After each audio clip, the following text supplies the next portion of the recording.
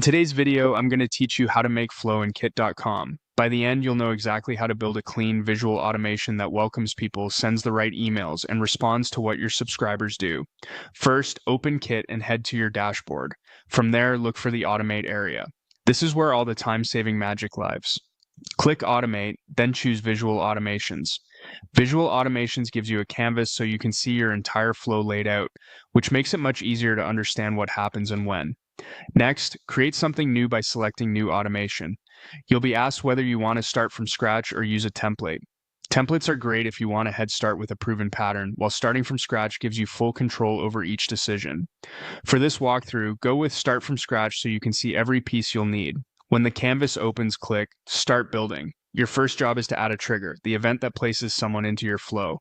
Common choices include when a subscriber joins a forum, when a subscriber gets a tag, or when a subscriber buys a product. Pick the option that best matches how you capture interest or signal intent. If you're using a landing page to collect signups, choose that as your event and then click Add Event to lock it in. With your trigger in place, it's time to build what happens next. Click the plus icon to add actions to your flow.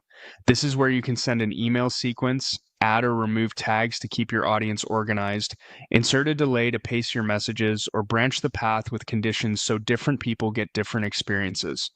Think about the journey you want, perhaps an immediate welcome email, a short delay, and then a sequence that shares value over a few days.